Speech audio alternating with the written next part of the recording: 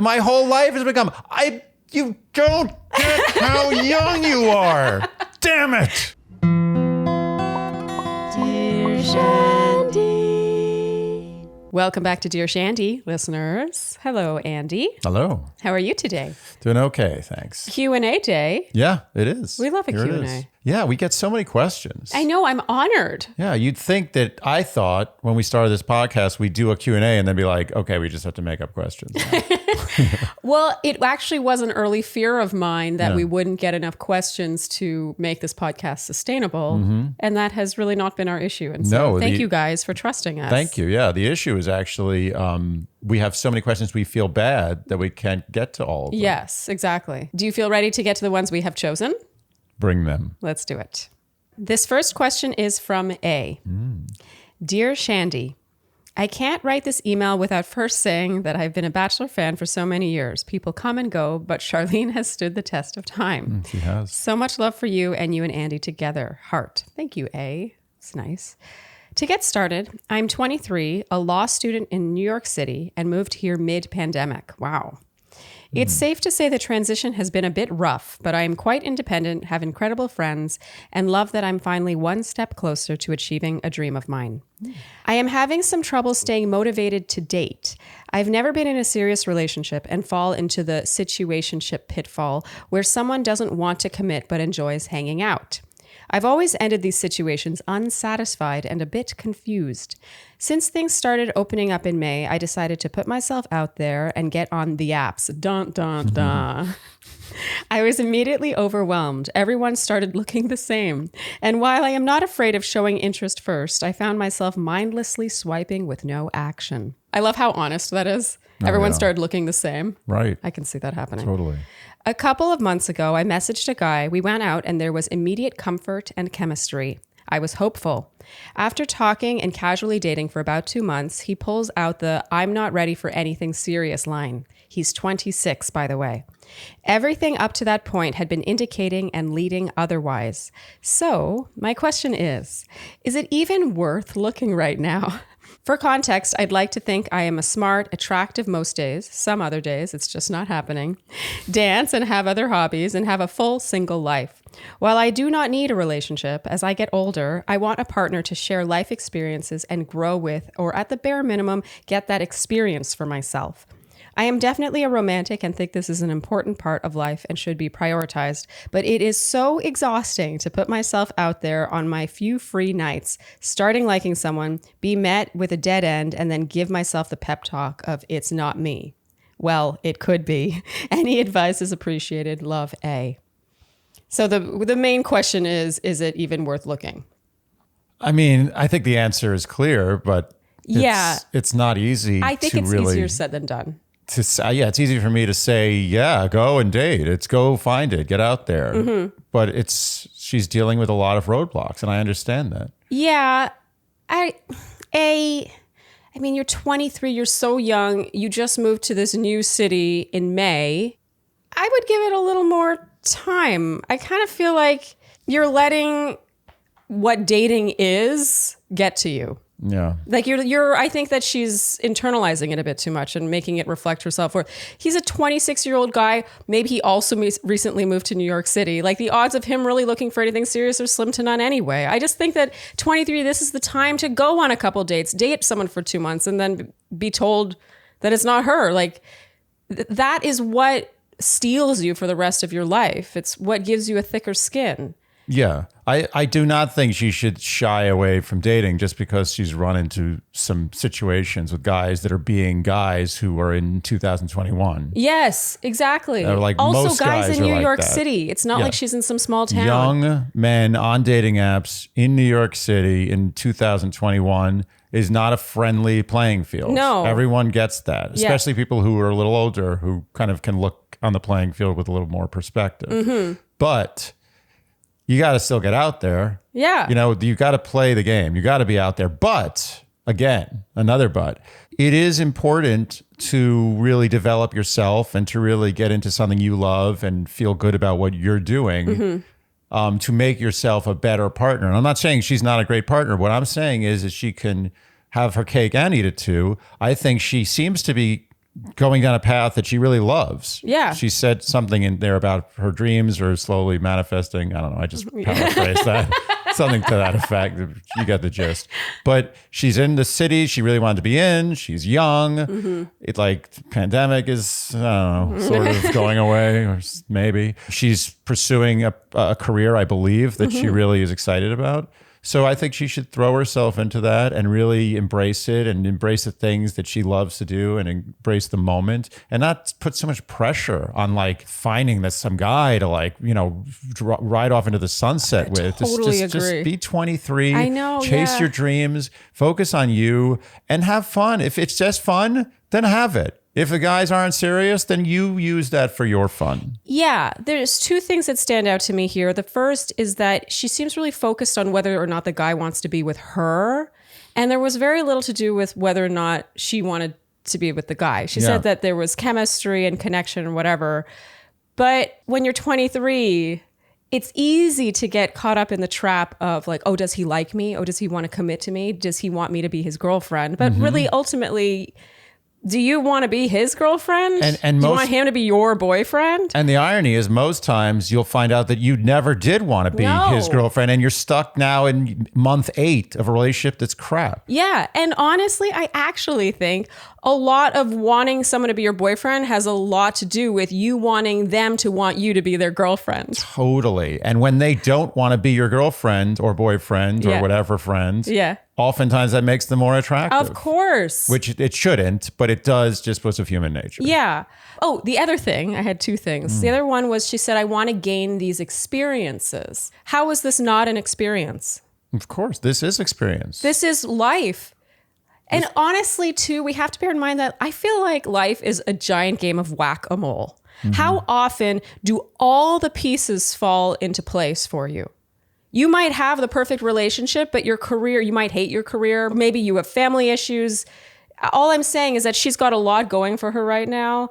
And like you said, this is just something she can chip away at on the side while she's pursuing her singledom. Yeah. I mean, I agree with everything you said. With the whack-a-mole analogy, you never have whacked all the moles. No, it's impossible. Ever. There's always a mole popping up. Yes. In both the actual game of whack-a-mole, which is, I hate, one of my bottom 5 games of all time. I absolutely despise. It gives me anxiety just seeing a whack-a-mole at the carnival. But anyway, that's not important. The point is, in life, you never have all the moles whacked. No. Ever. There's always, I've had it. I've been like, sometimes I'll just sit back and be like, wow, everything's not. I'm like, oh no, there's that one thing. Yes. And if there's not that one thing, then suddenly it's existential dread. Like, oh my God, I'm going to die one day. Like you can't have everything in You place. have to have not all the moles whacked. The moles can never all be whacked. Then There you're has done. to be a mole. That Life is mole whacking. Without mole whacking, there's no life. Honestly, if I could go back and tell my 23-year-old self a single piece of information from this conversation, it would be exactly what we're talking about. Yeah. I feel like at 23, you have this idea that when you're 30, when you're 40, whatever, that it looks like XYZ and all. Pretty much, it looks like all the moles are whacked, more or less. There are more moles than ever. Yeah. You don't even have a hammer anymore. It's just all moles laughing at you. That's what happens. Yeah. So I feel like a lot of these questions that are to early 20-something women tend to have a similar message. But I really think it applies here once again, which is enjoy. Yeah. Enjoy the rejection. I know that sounds easy for me to say. Such sweet rejection. Yeah, like you spent 2 months with the guy. It wasn't 2 years. Yeah. This is all an experience. And you know what?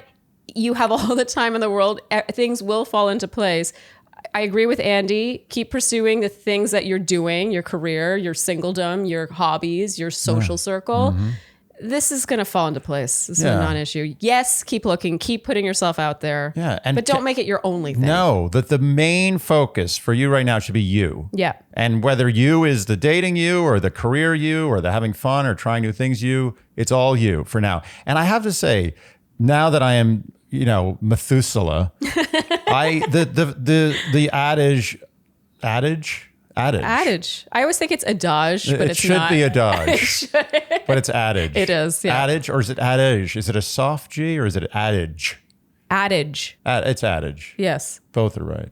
No, not both are right. Okay, what's the adage? That youth is wasted on the young. Yes. And as a appendix to that adage, I will say that you never really think you're young after the age of 21. You always think, oh, I'm an adult now. Yeah. And you never embrace, you're like, oh, I'm sure a few people do, but they're in the minority. But you never in those early 20 years, you're like, or mid 20 years, you're never like, oh, I'm really young. This is cool. You're always like, oh, I'm old. Yeah. I remember myself when I was 26 and I had a bad breakup. I was like, oh my God, this is the end. I'm never getting married. I'm going to die. My life's going to be a failure. Like, I had no idea. I was a baby. Yeah. I've talked to people. They're like, well, I'm 25 now. So, I really got to get things moving. And I'm just like...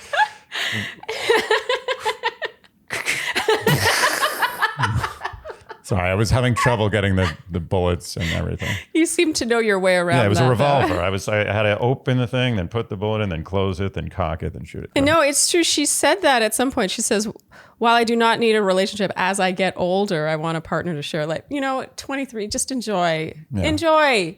And I would also say when you're dating, focus on whether or not you want him. Whether or not he fits in your life, whether or not he's what you're looking for. Yeah. Too many women fall in the trap of wondering the other way around. She's got so much time to have so many of these dumb little dalliances and just say, nah, not for me. The key is that you don't let it chip away at your self-esteem. 26-year-old guy in New York City. Yeah. This was, let's be honest, we wouldn't have put our money on this working out anyway. 100%. Yeah. It's the most advanced place to date.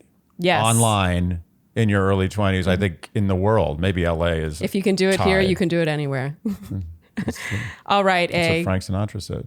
Really? I mean, many people have said. I don't think he wrote the song, but if you can make it here, you can make it anywhere. That's true. And I always think about that. Yeah. Anytime I'm close to making it, I'm like, oh, I almost did the thing Frank Sinatra said. Makes me feel better. And then I always fail. I'm like, nope, didn't make it. Another mole needing to be whacked. Yep, got to have the moles. Yeah. No moles, no life. Okay, A. Good luck. Relax a bit. All right, this next question is from Anonymous. Good evening. I have quite literally never done this before, but I would love to hear y'all's point of view. I'm a 27-year-old woman who has been single for 3 to 4 years. Recently, I have met this incredibly handsome 35-year-old man. He and I met back in June of 2021 through Hinge. He travels a lot for work, and he was in my city for a work thing. We matched and we met up for drinks. It was a great time, and we ended up having sex afterwards. He flew back to his hometown, and we texted a little bit. However, I am the type of person who doesn't beat around the bush about my feelings and thoughts. I didn't know how to navigate the limbo stage of, I don't know the next time I'll see him, and I don't know if we'll text a lot or never speak to each other again. I ended up texting him a long message that definitely came off strong and did not communicate well that I wanted to get to know him until I see him again, if I see him again. He never responded, and we didn't talk for 3 to 4 months. I got drunk one night and ended up messaging him on Instagram. He apologized for not responding, and I also apologized for coming off really strong. After chatting, we both made the spontaneous decision to have me fly down to see him for a weekend. I definitely have a crush on him, but I was really just looking forward to having a good weekend, which involved amazing sex, the beach, and dates. I flew down a week and a half after chatting for the first time in 4 months. It was the craziest thing I have ever done. It ended up being an amazing weekend. We laughed, talked, had sex, and just got to know each other. He was extremely affectionate, romantic, and sensitive. However, he is a very tough/strong man physically, and you can tell he has some walls up. He has mommy issues, and he also got out of a relationship about 8 months ago, and I think he's still dealing with the emotions from it. Towards the end, I was definitely wanting more. We briefly is all caps, discussed him coming to see me sometime the next month. So there definitely was a desire to see each other again, or so I thought. We chatted a little bit after I got back, just sending each other lighthearted, funny, and flirty text messages. 2 weeks after the trip, I texted him and said, "Hey, handsome," smiley emoji, "when's the next time I'll see ya?" And never got a response. You're nodding knowingly. I was 100% sure there'd be no response to wow. that. I hate to be this... I'm 95. I don't want to be a dick, I hate to be this chick, but he is still looking at my social media, so I'm confused. Is he going radio silent again? Was this all about the sex for him? What should I do? Should I text him? Should I play it cool and act like it never happened? I really feel something with this guy and could really see something coming out of it, but I don't know what he's thinking. Please help me, Anonymous. Okay, so just to cut to the chase Yeah. here. You really feel something and you think there could be something here. Yeah. He does not feel something and does not think there could be something here. Yeah. It's clear as day. This is one of those easy questions. He had a good sex. Yeah. And I honestly think the good sex is one of the reasons she's so attached. Yes. She said it was amazing sex. And the good sex is probably one of the major reasons why he, after 3 to 4 months of silence, was like, yeah, why not? She was fun and we had good sex. Yeah. Why wouldn't I, if she's Game, if she's eagerly willing to hop wants on a hang flight. out. Yeah. She's willing to hop on a flight, come to me. Yeah. Why wouldn't I do it? Yeah. The 3 to 4 months silence after the first engagement has to be looked at and is the only thing that needs to be looked at. Yes. Everything else is just kind of predictable, but who cares? Yeah, and what gets me is that she was the one to reach out after She was the one to reach out. There's Anonymous, a lot you of put yourself in this situation. I'm not saying he's without fault, but she really has to take responsibility for the fact that she's the one that has kept this going for as long as it has. and if she can handle it emotionally, fine. But it appears that she has emotional connection to this, and that's not cool. And she's hurting herself by Yeah. doing this. Absolutely no, she should not reach out to No. him in any way. Should she care that he's looking on her social media? Absolutely not. Okay, can we talk about how everyone puts way too much stock in that? Everyone's looking at everyone's social Yeah. media. They don't necessarily want to marry you. I mean, I don't even do social media much, and I'm still finding myself looking at people I don't care about on social media. It's the way it's done. Yes. Yeah. I think that when someone likes a post or looks at a story, that is worth literally nothing. Nothing. Zero. I don't Nothing. think there's any value in that. If he felt that first weekend or however much time they spent together was worth investment, you would have heard from him. Yeah. Not only heard from him after it, you would have heard from him probably every day or every other day or at least once a week Yeah. for the next few months. No, don't do it again. Forget about this. This is a hard cut the cord 100%. Maybe he'll come back. Who cares if he comes back? This is not for you. Well, my concern is that maybe he will circle back at some Yeah. point and be like, oh, you look hot in this photo or whatever. Yeah, what are you doing this weekend? Yeah, Can you yeah. fly back Yeah. for another weekend to Yeah. my home so I don't have to leave my living room? Anonymous, I really think you should let this one go. I know it might feel like it's special and once in a lifetime. At the end of the day, you need both parties to feel that way. And he has made it abundantly clear with his actions that he doesn't feel that way. I don't care how sensitive and sweet he was on the weekend. If he didn't communicate with you at all afterwards, he's done it twice now. Yeah.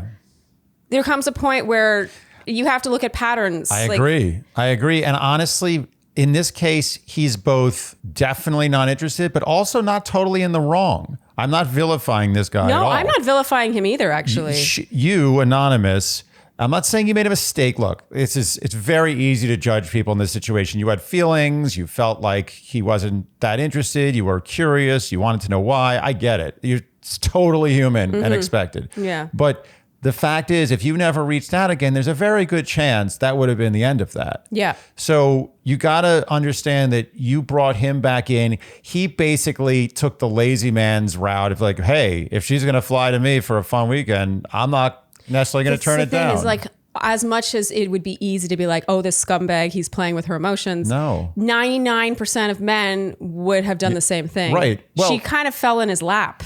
And she made it, I'm guessing the way that she went about it made it seem like he could put her in a casual zone. Like she wasn't like, I really love you and I want to have a relationship with you. It was more like, hey, it was fun to hang out. You want to do that again? Like the 3 to 4 month silence was all she needed to know. She never should have contacted again. Totally agree. Human response. I'm not blaming her.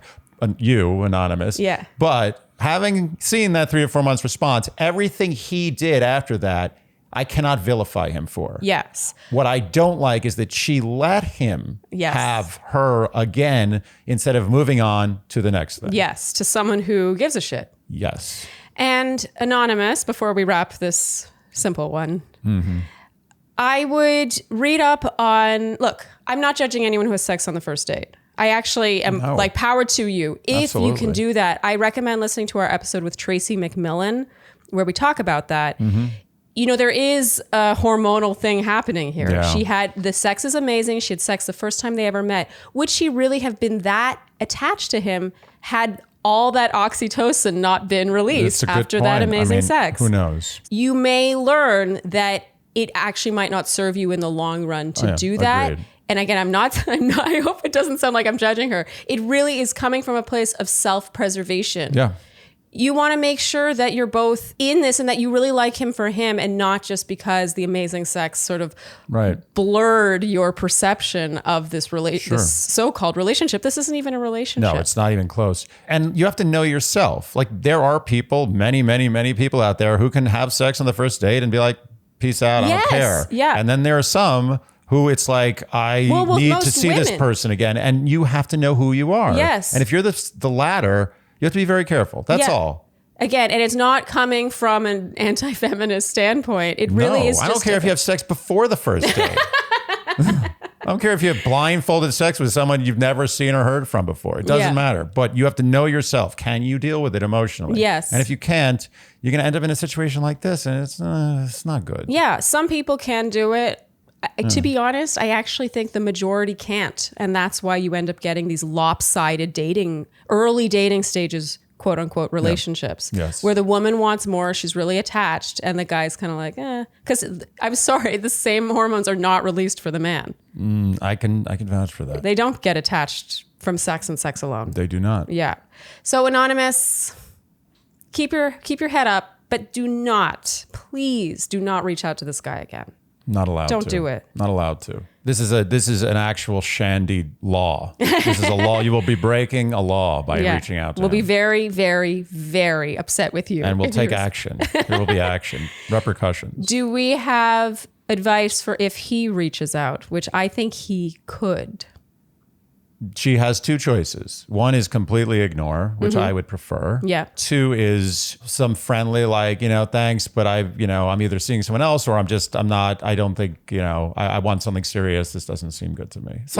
Paraphrasing. Whatever, something like that. Let's say he reaches out and he was like, hey, I've been thinking about you for a long time. I really feel bad that I never replied. Like, give me another chance, blah, blah, blah, blah, Well, the question she has to ask herself, does she want to forget about spending the rest of her life. Let's just say a relationship, a functional relationship for a year or two. Does she want to commit a significant portion of her youth to a relationship with a guy who literally 3 to 4 months after your first sexual experience did not reach out to you at all? Yeah.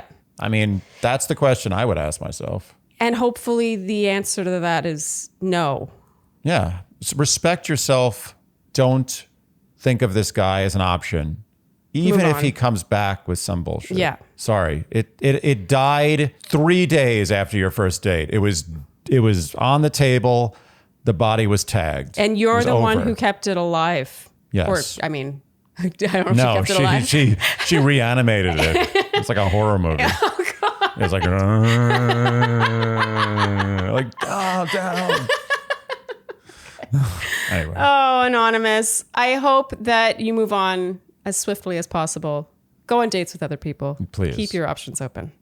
Okay, moving on. Charlene. Yes? I was wondering. Yes? Did you enjoy the dinner you had last night? I did. The one that I cooked for you, actually. Oh, that's correct. Yes. I feel like you asked that question as though you had cooked it for me. I'm trying to take credit in front of all our fans while you know the truth. Obviously, we're talking about HelloFresh, and that's not why I'm upset, because it was so little work. So little work that I might as well have cooked it.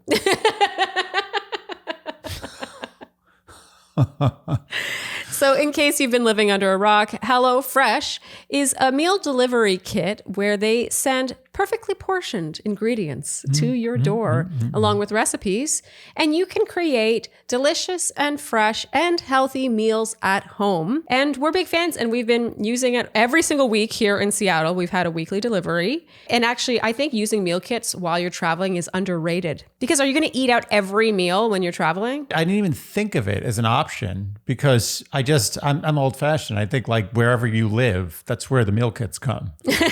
But they can go anywhere. Yeah, this is a national product. Just change your address. So we have a special offer for our listeners, the Shandys.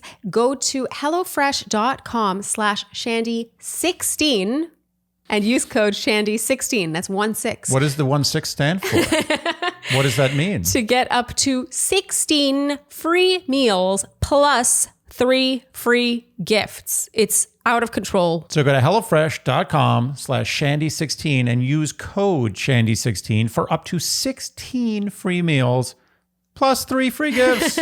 In case you weren't incentivized by 16 free meals, there's also some gifts in there. You say you can get me 16 free meals, but are there any free gifts? This next question is also from Anonymous. A lot of anonymi in this one. Dear Shandy, first of all, thank you for hosting such a refreshing podcast. Thank you. Hosts. Oh, sorry? Hosting. No one else is doing it. I guess we're the hosts. Each episode adds extra joy to my day. I'm 26 and live in Southern California. My friend from college is getting married and I plan to attend. However, my ex-best friend will also be attending and I'm not sure how I will interact with her. This ex-best friend, we'll call her Kay, is also 26 years old and we were best friends throughout college. We shared our secrets, our dreams, our love interests, and many, many laughs. However, this friendship came to an end when my father passed away 2 months before graduation. When he passed away, I shared the news with my friend, but she did not show any type of support. It was strange because acquaintances who I didn't talk to at all that much offered to cook my family meals, attend the funeral, and help in any way they could. I'm not the best at asking for help, but I really felt sad when my best friend didn't reach out once to me. After this happened, I chose to distance myself from her because I felt as though maybe she wasn't as good a friend as I thought. After a few weeks passed, she would only text me when she had no one to go to a party with, and occasionally she would come up to me drunk at a party to make small talk. So, now that our mutual friend is getting married, I'm nervous to see Kay because I don't know what to say. I don't know many other people going to the wedding very well, and I don't have a +1, so I can't lean on these 2 options. Am I overreacting for feeling a lot of anxiety about seeing this ex-best friend? Should I pretend like nothing happened? I hope you can help. Anonymous. So it sounds like it's been a couple of years. She's 26. This was 2 months before graduation. Assuming they didn't graduate, I don't know, in their mid-20s. It sounds like it's been a few years. Yeah. I have thoughts on this, but do you want to go first? First of all, I think a wedding is never a place to bring any drama of yours. Yeah. If the bride and groom want to have drama, that's their prerogative. Mm-hmm. But you do not bring it. Yeah. Also, you're a guest. Yes. At their day. Yeah. So save the confronting your ex-friend for another time. But that being said, I think it's not so much about confronting. She just wants to get along.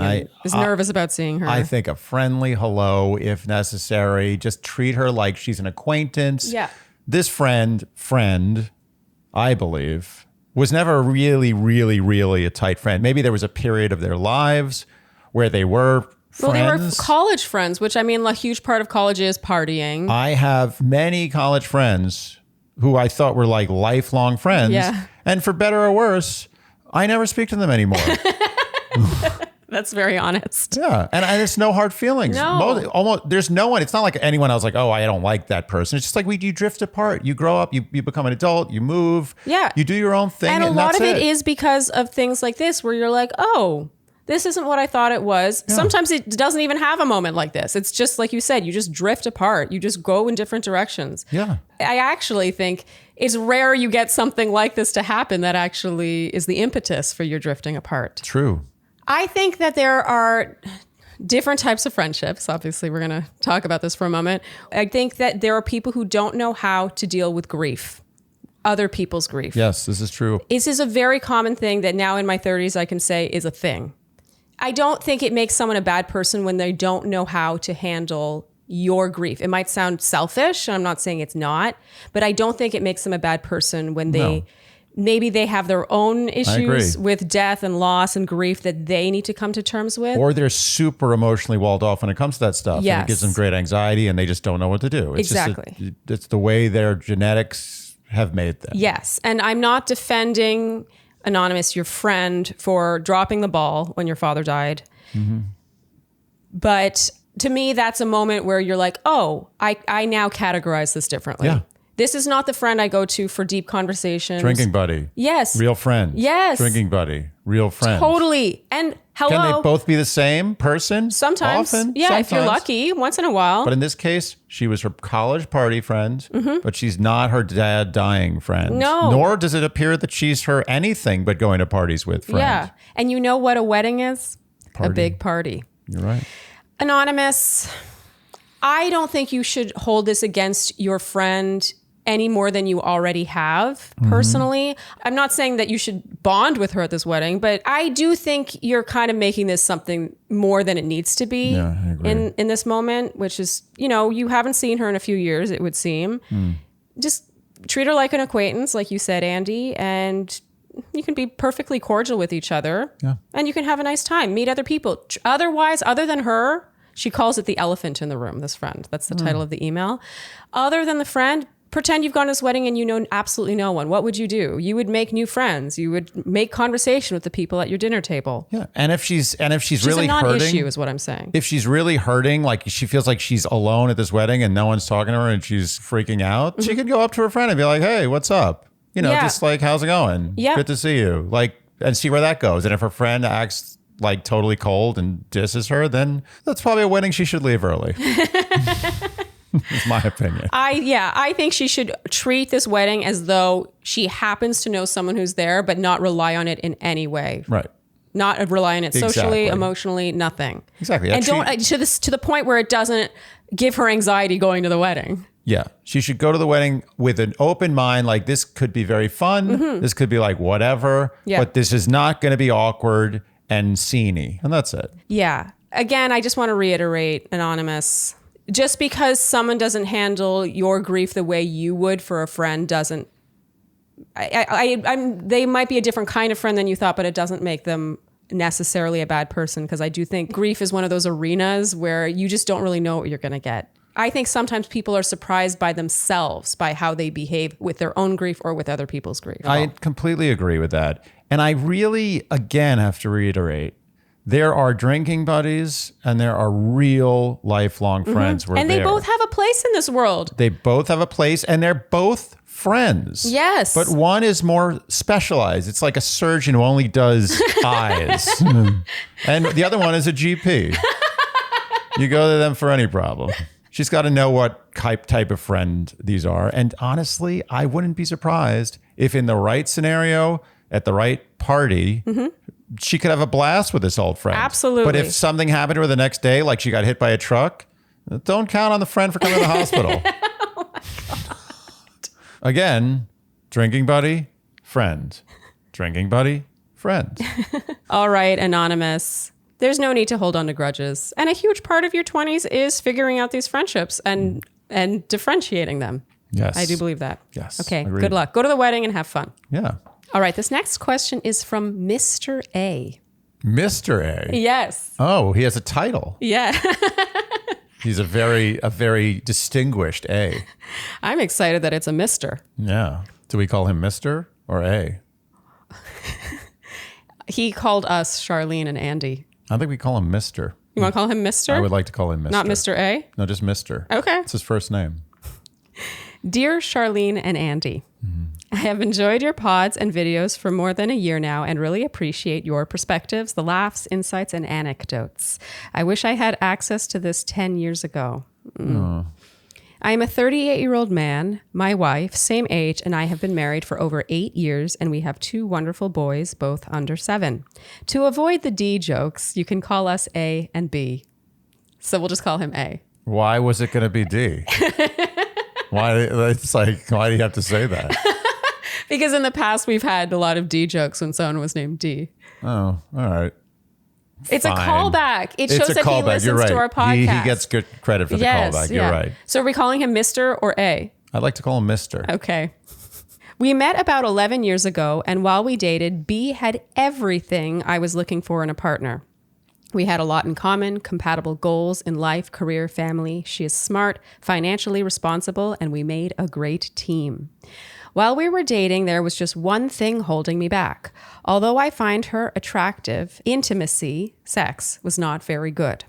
It seemed we were on different pages when it came to sex. Sex is very important to me as it is the way I feel close and connected to my partner. I take pride in doing anything in my power to pleasure my partner, and I see it as my responsibility to ensure she is having a good time, which Rock she on. says she does. Yes. I am fairly open sexually and actually feel pleasure in pleasuring her. My spouse says she enjoys sex, but she is way more reserved and does not seem to ever let loose when it comes to the deed.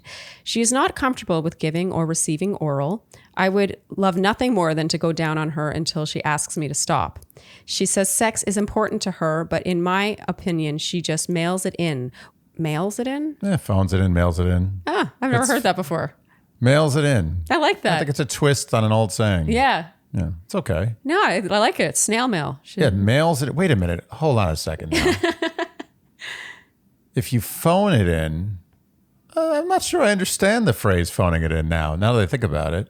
I'm sure people will tune in to tell us what it means. Well, I mean, think about it. Like, so, We know what it means. oh, I see what you're saying. So instead of in person, like for instance, if someone had a death in the family, Yeah. you call them up and be like, hey, sorry about the thing. Oh, yeah, As yeah. opposed to going to their home and being like, hey, Yeah, listen, yeah. let me spend some time with you. Let's have a meal. Let's Yeah. talk about this. So you're phoning it in. But if you're mailing it in, You know who phoned it in? who? The ex-best friend Oh, totally. of the other caller. Totally. Or the other Yeah, email. I writer. was thinking about that. Yeah. Right. But mailing it in would suggest a slightly more engaged response than phoning it in. I think it takes more effort. If especially if he's talking about snail mail, because you have to sit down and be like, my dearest friend June, I am so sorry about the recent passing of your pet raccoon.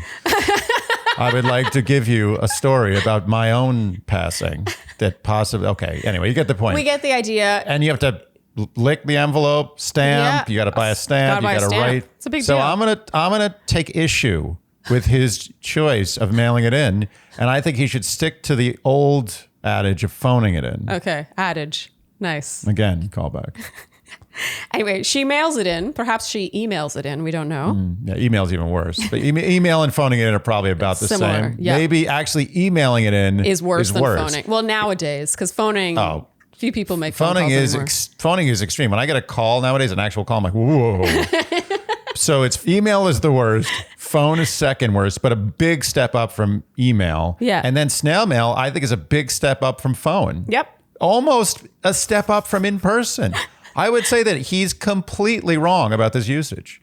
I would prefer to get an actual handwritten letter Expressing than to have to condolences? deal with like making plans with somebody and, maybe I'm busy or I just don't look good that, it's like, Yeah. I think I take issue with this. Okay. We're getting a little off topic, but we knew what he meant. Yeah. Yeah, No, yeah. We did. Okay. In my opinion, she just mails it in without much concern to pleasing me, which I just don't understand. Mm-hmm. Very little engagement, but she does enjoy the work I put in.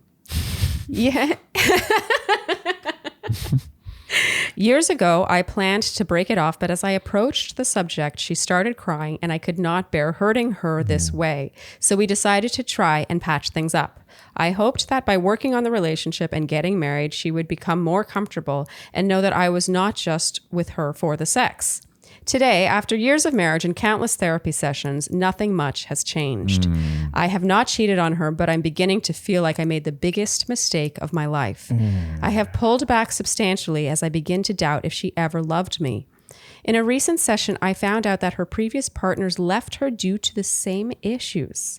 From her perspective, she knows what the issue is, but she says she is doing everything she can to remedy it. Seeing a pelvic therapist, trying to give oral once a year, etc. Sorry, that's not funny. It's actually not funny. No, it's not. Okay. Once a year. I mean, you're guaranteed at least a birthday blowjob. I mean, that's the minimum. That's like even a monster gets that. Oh, man. To me, it feels like she is not willing to change or put in much effort. This is very difficult for me as I would do nearly anything to pleasure my partner. This has negatively impacted our relationship and we barely communicate now. Last summer, she brought up divorce and I'm finally thinking this is the only way forward. In light of Andy's comment on episode 87, which is lifetime friendship being more important than any spark, what are your thoughts on when one should prioritize their happiness over a failed marriage? We can't call each other friends anymore, but I would hate to negatively impact my boys, especially after being raised in a family that stayed together despite many challenges. At the same time, I think that if I do not break up with her, I will end up cheating. Not that I have the opportunity, but sex is not hard to come by these days. That's truly a man's perspective. I mean, it is true. It's so true It is for true. a man today. My God. Oh, yeah. I mean, he's honest. There has been no form of intimacy for the past 8 months, not even a hug. What? This is eating me up, and the only relief I can find is in hitting the weights, but I'm not a beast. Smiley face. He's good with the callbacks. Yeah, this guy. yeah, he is. He's really proving that he's a true Shandy. Yeah, he really. It's like in episode 87, you keeps said reminding this. us, like, oh, we get it. You like us. You like Shandy. My apologies for the long message. Mr. A from a big city in Canada. Oh, Yeah. Canadian. And then he followed up. I didn't ask if for any more details, but he followed up with a couple more for context. He said, we met online while in grad school. We both have good careers, but no large differences in net worth. We did not live together before being married due to some religious reservations she had. I think that's a big piece of information right Canary there. in the coal mine. We bought a house shortly together before the wedding and own an investment property together. And it all does not make any sense to me. I cook, clean, I'm handy around the house, but intimacy is very important to me. I must say I don't really embrace conflict. And part of the reason I haven't considered divorce sooner is that I'm concerned to start all over again. Okay, Mister. I knew this would be a tough one. It's easy and hard at the same time. It's easy and hard. It's hard to give the easy answer. Yes. And look, when we started this podcast, I've said before that I have a hard time giving the advice that one should end a marriage. Like that seems very major. Like it doesn't feel like we're in the right place. No, we don't have the authority to tell you to. We don't, and no one wants to. No one wants to tell someone to do that. No, it just sounds like this has been going on for years. They've gone to therapy. She admits that it's a problem. And one of the big things here I'd like to mention is that she brought up divorce already. Yes. So it's not like he's breaking her heart with this. She's already It sounds like, about it. honestly, if they didn't have their boys, They would be done. Yes, by now. I don't think, see, this is the way you have to look at a question like this. I don't think you should look at a question like this as giving the ultimatum on divorce. The answer you're giving is an ultimatum on his happiness. Yes. He's the one asking the question. Yes. So if you want the answer to what's going to make you happier, I at least can almost promise you that a swift and amicable divorce is the way to go here. Unless, and I just always have to plant this idea just in case, they want to open up their relationship.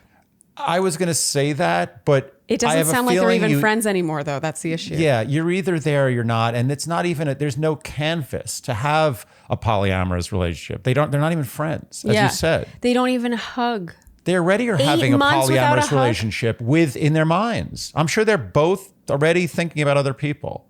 He's probably cheated on her 100 times in his mind. It sounds like she has some issues to work through with sex in general. And it's funny in his follow-up thing, that short little bit where she didn't want to live together before getting married for religious reasons. I don't think I'm going out on a limb by saying those religious reasons are probably the same reason she harbors some issues around intimacy in general. And I'm sure there's a lot of guilt and shame. And I don't think she'd be the first person in history to have those issues with sex. So that's not going to solve this problem, her coming to terms with that. It sounds like she's trying to come to terms with it. But there's only so many years you can put in before I think it's just not your problem anymore. I agree. And that might sound heartless, but he's got to be happy too. It doesn't sound like she's happy either. It sounds like he's doing everything he can, unless he's leaving things out. But it sounds like he's willing to go down on her for hours. Like a blowjob, I'm sorry. It's one thing if she's going to a pelvic floor therapist because she has issues. Like, look, some women have issues down there, as we have an episode on this with Uchenna Osai. It's fantastic. Great with a pelvic floor therapist. Highly recommend. Yeah. So if there's pain issues or she has physical issues with sex, okay. But the fact that she's not giving him a blowjob more than once a year, are you kidding me? That's a good point. That shouldn't hurt. No, it doesn't hurt to do that. I'm sorry. And it's not like he's not asking for it. He's like basically begging for it. He's begging to the point where he's like, please, I want to salvage our relationship. And I'm not saying that's the hottest approach to get a blowjob is to beg for it. But she's put him in this position. I've been there before. It's not fun. I think I was there last week. I will say this. There are kids involved. Yes. And as we discussed on a prior Q&A, and possibly numerous prior Q&As, kids, yes, they will not be thrilled about a divorce. It's gonna have a cost there. Yeah. However, in the long run, it will be much better for the kids. Yes, happy parents. You don't want to be in a household with this tension, strife, and dour experience. They don't hug each other. Can you imagine? It's one thing to not give a blowjob behind closed doors. It's not like the kids know about that. The kids don't see blowjobs. Yeah. They see hugs, though. They see hugs. Yeah. Or lack thereof. This is being impressed upon them. They are seeing, I want to be like my dad. I want to be like my mom. What does your dad and your mom do? They don't touch each other. Don't worry about the kids. You can have a heart for them. It's not going to be easy. Well, especially since it sounds like, sorry to interrupt you, but they're financially stable. You can get the vibe that they're financially stable. Yeah. He mentioned how fiscally responsible his wife is, and that was like a major reason. No, I have a pretty good feeling what their net worth is. Yeah. Yeah, it sounds like they're doing okay financially, basically. So what I'm saying is that I do think that helps in divorce to have two separate homes and to be able to absolutely make sure the kids are cared for. I think it can get more complicated if you can't afford to get divorced. They are the fact is you are set up perfectly for divorce. You have a wife who has brought up divorce. You have gone to therapy seems like endlessly. You have made efforts. You've tried your best. She has given nothing. You have two children who are witnessing a loveless, totally loveless, and possibly friendshipless marriage. You have to end this. And I don't feel good about ever saying that. But you're asking me. You asked me, Mister. You got to end this. And you got to end it quickly and with love. Don't make a fight of it. Have a sit down and say, listen, this is best for us. This is best for the kids. We gave it our best shot. Let's do this. And hey, they wouldn't be the first. I'm not trying to make light of it, but people get divorced all the time. Like marriages end. And by the way, a lot of marriages end. Marriages end sometimes in people's 50s, 60s, 70s, 80s. Yeah, he's only 38. Badass, he's only 38. That's what I'm saying. You're 38. Trust me. I would rob 10 banks to be 38 again. 38 is young, especially nowadays. 38. I don't even consider a man in this country a man until he's 36. And that's pushing it. 37 you've only just become a man, mister. You're just a man. You have your whole life ahead of you. And you have two beautiful kids, I assume. It doesn't matter if they're beautiful or not. They're kids. You got two kids. I don't know.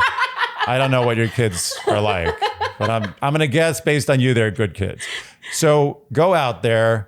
Start your life again. Don't worry. You are come on. How many girls out there want to have a guy go down on them mercilessly without expecting that much in return? I mean, that's a very good asset. And honestly, here's the thing. We can't forget too, his wife might end up finding a partnership that really suits her better too. She will. Yes. One where her partner isn't dissatisfied, and I'm sure she feels guilt and shame and all the things around the sex, which is not bad on him. But it's also, I'm sure she could find that there are plenty of relationships out there where they're perfectly happy and content with little to no physical intimacy. Yes, I know men who don't care about sex at all. Yeah. I mean, there's not that many of them, but I know them. But I'm Yeah. saying is there is a man. It's more common than you think. It is. Everyone thinks men are just like dogs. They just fuck everything that moves. It's and not that often true. is true. No, but I have enough friends who want sex more than their partners do, their Yes. male partners do, Yes. to know that is a myth for the total most myth. part. Yeah. Total myth. Yeah. And she can find someone who's just okay with, he might even be relieved. Like, oh, the pressure, I don't have to perform. Like, I don't have to do anything. Yeah. And once in a while, they'll have sex. Mm-hmm. But it won't be the centerpiece of the relationship. It won't be something he needs. It won't be something that destroys the friendship. And I have to say one more thing. I'm not 100% sure that in this relationship, it was only the sex thing that ruined it. I have a feeling the sex was a Trojan horse for some other problems. Just my guess. Yeah. I don't think it was just sex. The sex was the thing that manifested itself. in it. Yeah, because it reflects so much more. It reflects It's all sorts of someone stuff. expressing a need, Yeah. the way they feel connected. And I think he's in a tough position because he's the guy, right? And there's this stigma, your man, you want sex, you're going to divorce your wife because she's not having sex with you, you scumbag. No. But it really is a huge part of a romantic relationship. Yeah. And I gotta say, sexual compatibility should be on people's deal breaker lists when they're dating. Unless sex is totally unimportant to them. In which case, write it off. But I think not enough people pay attention to this. Yeah. They're more like, oh, what's on paper? And then they're like, okay, well, the sex, it works. It's serviceable. Yeah. I think that not enough people pay attention to the fact that if it's not good in the beginning, the odds of it getting way better are slim. They are. And look, there'll be people who tell you that's not true. But Well, yeah, no, sure, I on the think- margins, it's not but true. the people But mostly for whom it's true. sex gets way better, it starts out with a seedling of possibility, of seeing things in more or less the and a same willingness way. to adventure, willingness. a willingness to try new things and listen to your partner. She's shut and off. just even have it, to even do it. Try something. Yes. The fact that she won't give him a blowjob once a year, Once a year. that's something they're working on, is her giving him a blowjob once a year. That's awful. It's almost like a prison camp where, like, on Christmas they give them like a big bowl of rice. It's horrible. Oh my God. You know what I'm talking about, right? I kind of. I've seen enough like Vietnam War movies. Oh my like where they're like, oh, today it's Christmas. Here's a bowl of rice without maggots in it. That's the image I had in my head of this relationship. Mr. Mister. By the way, good 80s one hit wonder or two hit wonder? Really? How does it go? Mister. What's the Mister song? You can do it. Oh. I believe in you. Mister. I can do this. Won't you? Oh wait. So. Where does it start? Don't know. So won't you take these broken wings and learn to fly again and learn to do some other things I forget. I bet no one knows who wrote that. I mean, some people do. The band knows who wrote it. Don't give it away. Maybe they can But, guess. well, I already gave it away by saying Mister. Oh, is that the name of the band? Why do you think I started singing? Think I just break into 80s hits for no reason? I mean, that's one of the greatest one-hit wonders of all time. Oh, it sounds catchy. You don't know the song? I mean, vaguely. Maybe I would recognize the recording. Oh my God. But you sang it beautifully. I don't know you anymore. Anyway, what's our point, mister? Our point is that you are young. You can start again. There is no damage more in doing this than not doing it. Yes. That's a good way of looking at it. I've said before on this podcast that it comes down to what path would haunt you the least. Mm-hmm. I mean, one of these paths is obviously going to haunt him a great deal and possibly Yes. for the rest of his life. I promise you, I'm promising him. You can come back to me and like, I don't know what I can give you in return if I'm wrong, like money. I don't know. I promise you that there's going to be some hard months after this. Definitely. It's not going to be easy, but within a year, you are going to be so much happier. Mm-hmm. And I guarantee you are going to meet someone who is much better suited for you, and you are going to be so thrilled. And you're going to think, wow, I'm not even 40 yet. And my whole life has become, you don't get how young you are. Damn it. Also, I want to add to that, his wife will also find someone who's better Yes. suited to her. You are doing your wife a favor, and sadly, you are doing your kids a favor. It's not sad. No. It's whatever the word is. You're doing your kids a favor. You're doing everybody a favor. Yeah. Everyone gets favors. You, your kids, your And she wife, brought your it up friends, first. her friends, Yeah. kids' future friends, kids' future partners. Everybody's happy. Okay, Mr.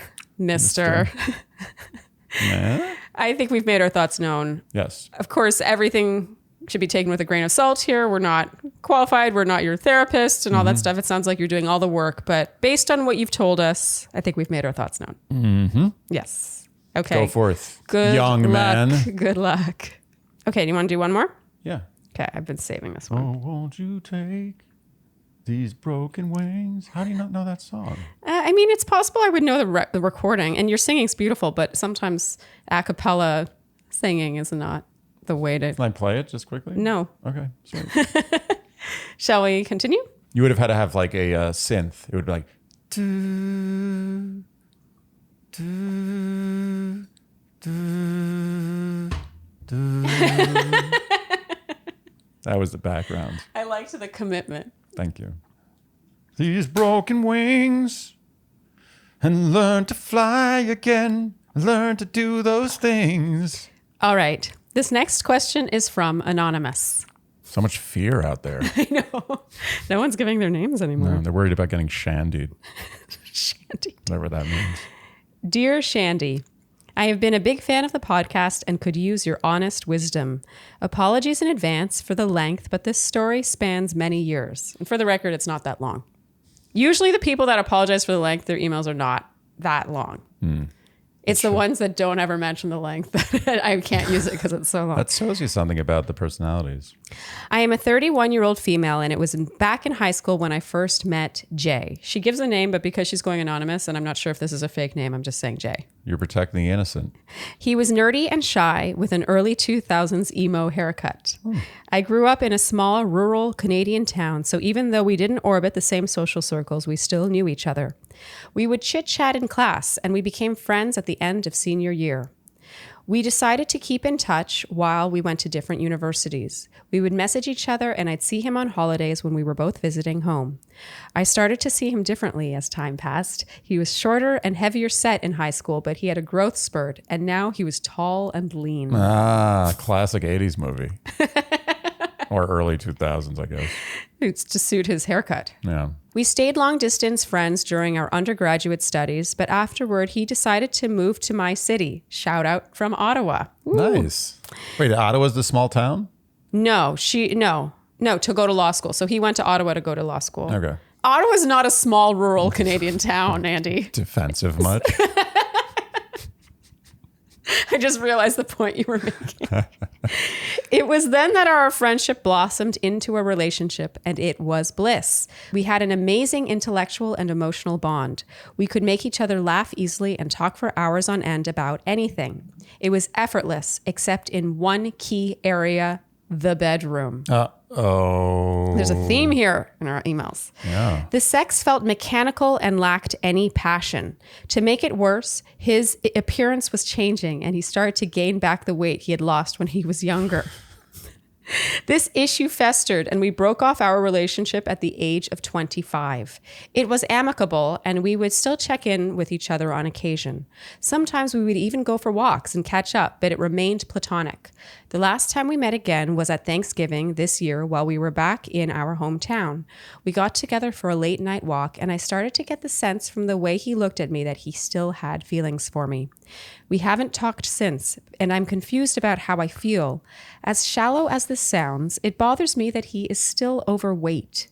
I've had several fleeting relationships since our breakup 6 years ago, and although I've discovered amazing sex, I've never had the same kind of connection with anyone else. Jay and I have both been single for over a year. I feel quite selfish saying all this, and he deserves someone who desires him sexually, and it shouldn't feel forced. Although I can't help but wonder if he took care of his appearance more and stayed in shape, maybe it could work again. Also, when we were together, I didn't communicate my sexual needs, and I stayed quiet with my sexual dissatisfaction for fear of hurting his feelings. Perhaps if I could have been more open to communicating with him on sex, that could have bridged this gap. I worry that if we do attempt to rekindle the romance and it fails, then that would seal the end of our long and meaningful friendship forever. Dear Shandy, please help. Sincerely, Anonymous. Well, I would refer back to Mr. Mister's question. Yes. No, I'm not doing it. But Mr. Mister... We're just calling him Mr. Mister. I think that was already decided upon. So Mr. Mister had only one of the problems she has. Because I believe that there was a physical attraction there. Yeah. There was never discussion of that. He had only one of the problems she's having, and it is now resulting in potentially a divorce. Yeah. She has two problems. And again, I'm not saying whether it's right or wrong or indifferent to not want to be with someone who's overweight. I'm just saying some people like people overweight. We're going to get to that in a second. Some people like people who are skinny. Some people don't care. It's a deal breaker. It's not. It's irrelevant. She's telling us what she needs and what she wants. And we're listening. So she's asking us this question with this evidence. And the evidence is she both is very concerned about his physical appearance and the altering of his physical appearance down the road, which is a very important issue. Yes. It's going to be a real thorn in her side. Even if it's kept under wraps, it's always going to be there. Like, oh, you're eating too much, or oh, you're not exercising enough, or oh, you're on the couch playing games too much, you're watching too much TV. It's going to be a problem. But also, on top of that, the sex is terrible. Yeah, and she thinks that now they've learned, they've come a long way. She's had more sex. She could communicate her needs. I personally think, Anonymous, you have a great friendship that you both value and cherish. That's where this should stay. Agreed. So I like to play this game where we reverse the genders. I can't help myself. Sure. Would we be that big fan of hers, meaning his, the guy in the situation, if his attraction to the woman was so dependent on whether or not the woman gained weight or lost the weight or how they maintained their physical appearance? It would be a very not good thing. It would have a very different tone. I agree. And Anonymous, I'm not judging you because I do think everyone has their preferences, their type.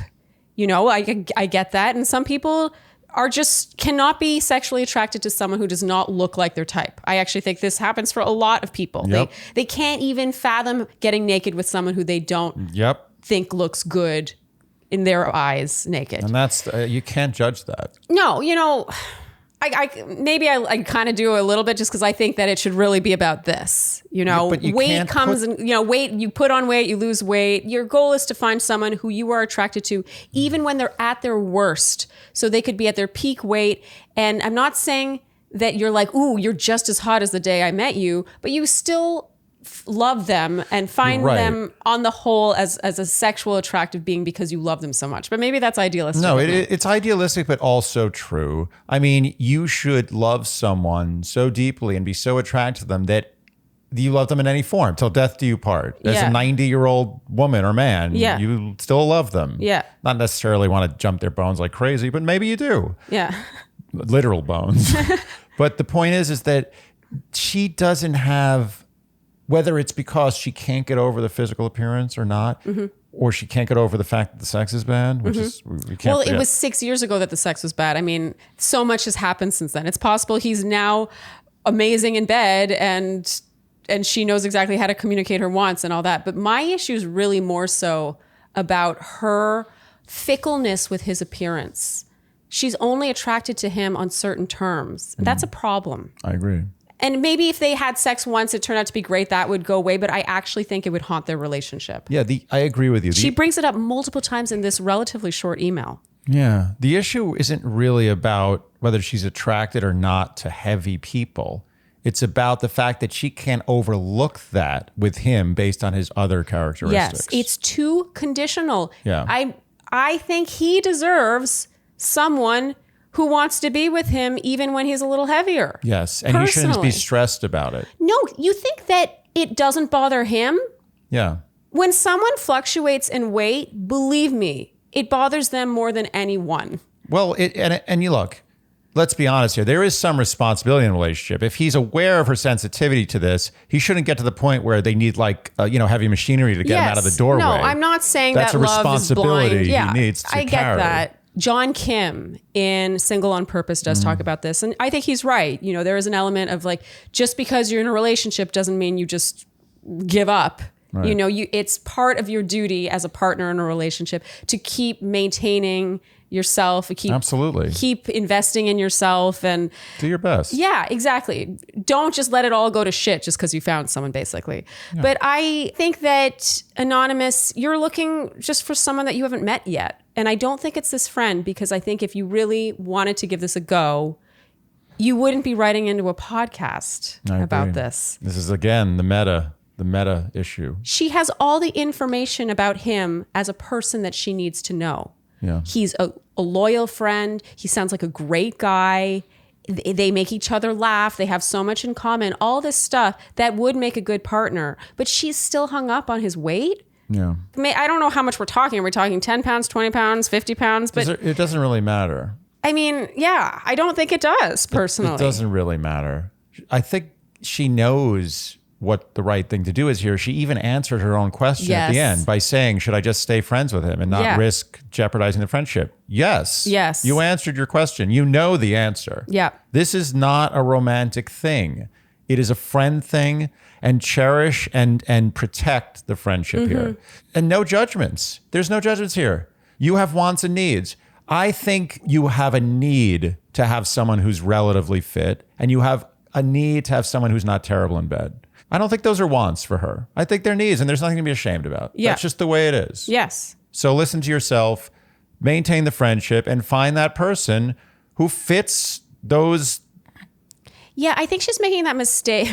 What is that? That's the slots? A peg. Yeah, like a peg going into a slot, I guess. I think she's making that mistake that people often do, where they think that their only options are the ones that they already know about. Yes. Yeah. So many people do this. Why does she think that it's just this guy or just the guys that she went to high school with him? Yeah. Like, you are only 31. You have yet to meet so many people. Yeah. And it's easier now to meet people than ever. I know it's not the best dating climate in the world, but it also means you can meet so many people you would never otherwise meet. You're not limited to your existing social circles, right, or neighbors like in the old days, yeah, or coworkers. This guy serves a purpose in your life. He's a wonderful friend. Yeah, keep it that way. And she honestly, it didn't even sound like she was interested in him romantically until she got the vibe that he was interested in her romantically. Seems that way. It kind of does, doesn't it? Yeah. I think it would be selfish to pursue this romantically, given how conditional it seems. I agree. She knows him way too well. They're way too close as friends to do that to him. And you're putting so much pressure on him in the relationship because, God forbid, he starts gaining a few pounds. It's going to be an elephant, no pun intended, in the room. Also, the sex. What if the sex is not what she thinks it could be? It's not going to be. It's more likely than not. Look, not. I'll say this. I will say this. The people in my life who I had bad sex with and then years later had sex with again, it is never better. I am with you. I am with you. Right? That doesn't typically change that much. I'm not saying there aren't exceptions to the rule. There probably are a lot. But I've had both sides, long gaps in between. What do you mean both sides? I've had both redoing bad sex and redoing good sex. Okay. Like after a long gap. It's always I'm not the sure same. how to say that better than that. You to get what I'm saying. Yeah. I didn't realize we were including good sex in this, but okay. You know how when you have when you smell something, like for me, it's banana scratch and sniff. If I smell anything that smells like that, I go right back to third grade. Yeah, instantly. I know what you mean. For me, it's an Avon hand cream. Oh, interesting. Avon. Yeah, there's a specific Avon hand cream, and I have spent most of my adult life trying to find that scent again. Oh. And once in a while, I'll smell it from someone walking by, and I'll be like, Avon hand cream. Wow, and that brings you back to what period? To my childhood. The Avon lady would come by, and she smelled like Avon hand cream. I thought it was the best smell ever. Oh, that's cute. Yeah, but yours is banana scratch and sniff. What's our point with this? I was getting to it. Yeah. I have a point. There is a point. Yeah. Although this is an important topic. I think it is. Smell bringing back memories. Reminiscences. Yeah. Reminiscings. Reminiscence. Inducing. Oh my God. What's the noun Nostalgia. of reminiscence? Reminiscence? Yeah, just reminiscence. Okay. When I had the next sex with both the first one that wasn't good and the first one that was good, Yeah. it brought me back to that place where I was like, oh my God, this is exactly what it was before. Yeah. I'm like right back to whatever it was, 5, 6, 7, 8 years ago. Nothing had changed. Yeah. It was like a peg in a slot. No pun intended again. You know, I'm not saying you can't change people or people cannot change, but I tend to think that if someone is bad in bed at 25, it reflects a certain taste level, a certain like interest level in just, or a compatibility thing that doesn't really go away. It's not like suddenly after 5 years, you're like, oh, this is how you do it. I'm gonna lay down. I'm gonna put myself on the line here. Okay. I'm gonna make There's a a big black truth coming, I and can white tell. statement here. Okay. Leaving aside pre-18, finding yourself, and even then, I mean, it's not totally left aside, but leaving aside when you're basically almost a child and learning your body and experiencing things for the first time. Aside from that, Yeah. I'm going to say this. Being good in bed is an innate ability. It does not get better. If it gets better, it's mechanically better because you've learned tricks. But the passion, the innate desire, and the innate abilities never change. And I am standing by that. So if you have someone who's bad in bed, they're always going to be bad in bed. Period. I think Mr. would agree with you on that. Oh, Mr. is living proof of this. His broken wings are still broken and he's not going to fly. I have to admit, the times in my life where years had passed and I had sex, it was always the same. All it did was reinforce the memory that I had kind of tried to massage. Because I was like, oh, but all these other things were in place. Oh, that he was so good on paper. This was there. He loved me so much. It's like maybe after all these years. No, the Avon hand cream came right back. Right? Is not the point? Kind of, yeah. I know what you mean. All I'm saying is, if anything, it was worse than I remembered because I was older and wiser and more experienced and had experienced better sex and had expected maybe he had had better sex too. And that would be reflected in the sex we now had. And it didn't. So top of it all. I state again, once bad in bed, always bad in bed. Once good in bed, always good in bed. I'd like to think that one person's bad in bed could be someone else's good in bed. That's fine too. That's not totally saying possible. that. But from like a sommelier of sex. Yes. Someone who knows what a good sex and a bad sex is. A bad sex always bad. A good sex always good. A bad sex can get a little more effort. Yes. There can be more effort. Yeah. But you can see through it. It's mechanical. It's not coming from a furnace deep inside, a real place of innate desire and passion. I'm just saying. That's what I feel. Interesting that these are both Canadian stories. Mr. and Anonymous. Anonymous. The latest Anonymous. Yeah, the latest Anonymous. Yeah. Do you think, gun to your head, all the people in Canada, all the people in America, on average, which country do you think is better in bed? Ooh. I actually think I'm extremely qualified to answer this because my number is almost exactly 50-50. So if I had to really think about this, I got to say Canada has a slight edge. I mean, you're the best, but the success rate for goodness of the sex was definitely, unquestionably better with Canadians. Wow. Okay. I think you were going to get a lot of American hate. Like, no, I've had sex with one American and one Canadian, and the American was better. You don't know what you're talking about. It's going to be hilarious. People write in serious comments on YouTube. They're like, no, but seriously, I think you guys need to check yourselves. Men in America are much better in bed, and it's obvious because I've had sex with men in both countries. That actually does sound like the kind of comment someone would leave on YouTube. I want someone will find a way to be offended by that. I have a challenge. I want someone to write a comment that's hating on what Charlene just said, but make it so subtle in its humor that we almost don't know that it's funny. And if you do that, I will pin it. respond, It and gets pinned. I will, yes, pin. You The will be comic gets pinned. But it's got to be a little funny. It can't be so serious that no one gets the joke. Okay. I mean, we've gone off on many, many tangents. Yes, we have. I think we've answered Anonymous's Oh, question. yeah. Yeah. Anonymous, your friend deserves someone for whom the feelings for him are not so conditional. Agreed. Yeah. That was poor grammar, No, but you I knew got what it. I meant. I read exactly what you were saying. Yeah. You just haven't, I think, met the person yet. And you are making the mistake of assuming that all the options you have are the ones you already know about. Yep. And as people who are older than you, Yes. I think I don't know if we're actually wiser, but I feel like Speak for yourself. we have some wisdom to Yes. impart. I think you should just keep this in the friendship category. That you owe it to both of yourselves Yes. to not pursue this romantically and to maintain the friendship. Exactly. All right, Anonymous, good luck. All right then, Andy, I think that's a wrap for That this sure Q&A. is, Yeah. Feeling good? Yeah, that was good. It was an interesting slew of questions. Oh, it wasn't your favorite session. No, I said it was interesting.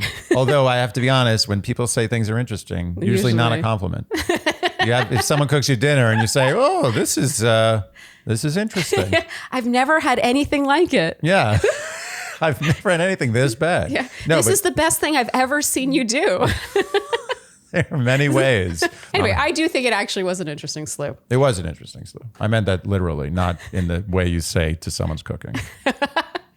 All right. If you enjoyed what you heard today, you know what we're going to ask of you, and that is to keep Dear Shandy in business. And you can do that by Liking, subscribing, telling your friends, hitting the notification bell, liking us on something, liking us on, you already said like, following us on Instagram. leaving us Apple Podcast ratings and reviews, and generally Doing the things that you would do to help a still nascent, yeah, I feel but like growing. we're still nascent. We're a toddler now. Yeah. I think we're a very rambunctious toddler. Podcast that you enjoy Yes. and consume. And on that note, I think that's a wrap. Thank you guys so much for tuning in, and we'll see you next time on Dear Shandy. Bye. Dear Shandy.